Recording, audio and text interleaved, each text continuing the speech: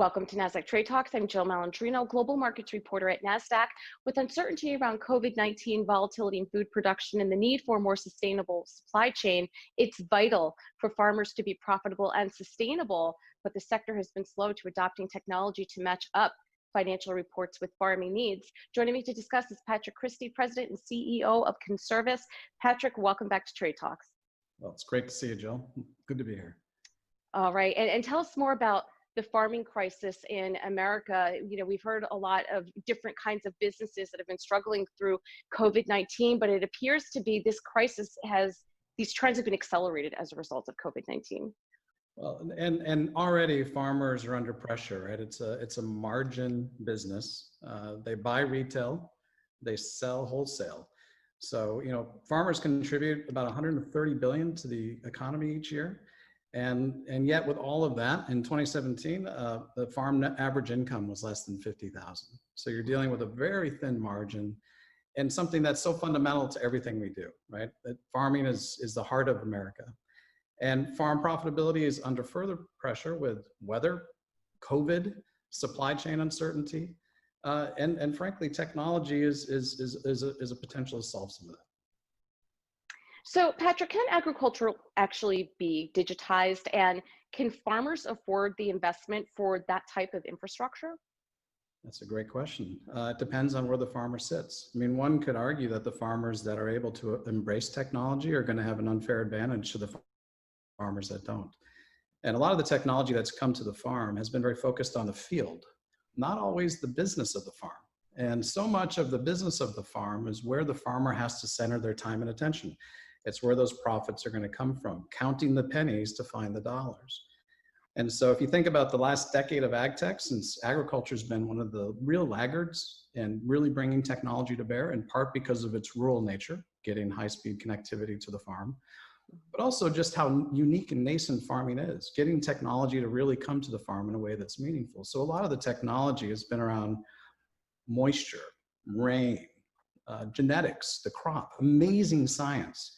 But a high yield for the farmer, meaning great productivity in the field for the farmer, may not always translate to profits. And so in order to get to that profit-centric view, you really have to bring all this information together. And that's the opportunity, is to bring all this data together into one place.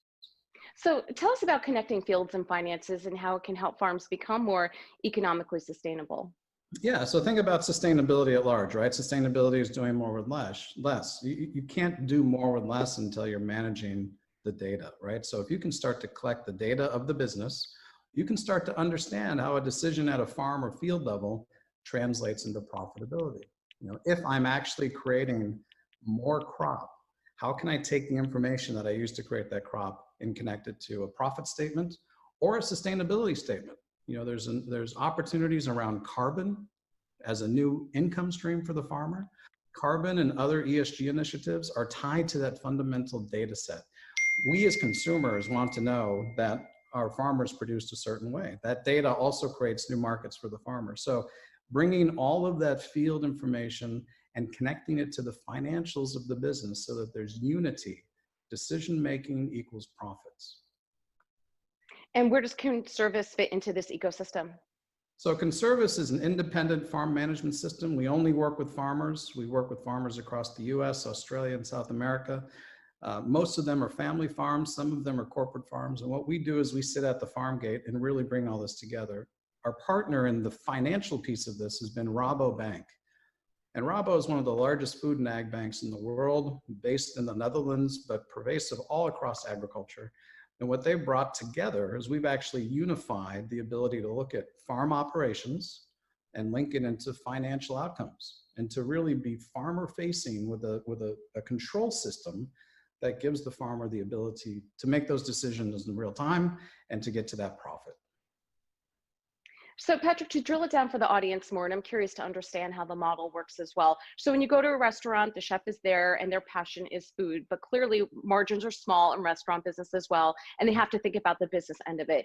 Is farming kind of the same thing, where you have, you know, the core job of farming is to get food to the table, but do you have to think of it in the same mindset where it's a business also, whether it's the love of food and bringing family together. But at the end of the day, it's like a restaurant business where you have to keep the doors open for business. Is that fair to say? It's fair to say, with actually a little more subtlety, because farmers don't always make the price they get to sell the crop at, and especially in the commodity side of cropping, there's a marketplace that determines what the value of that crop is, a price per bushel, and it's up to the farmer to either optimize where they can sell, so what time of the market they're selling their crop, or to figure out how to be more efficient. And in all cases, being more efficient with your crop production means you're in a position to sell and make profits at that marketplace. So today, for example, when ethanol is under pressure because of the petroleum prices, the price of corn continues to degrade. So I may have a great crop and I've built it very efficiently, but my cost to get to market still means I don't make money. So it's even more nuanced, because you have, again, farmers buy retail and they sell into the markets where they're sitting between that crush of where the market's going to pay them. Now, that's not always true in specialty crops. Think tree nuts and potatoes. You might have more nuanced ways to go to market, but at large, the farmer sits as a supplier to a market price. Interesting, Patrick. Thanks so much for joining us on Trade Talks. Very welcome. And thanks for joining me. I'm Jill Malandrino, Global Markets Reporter at Nasdaq.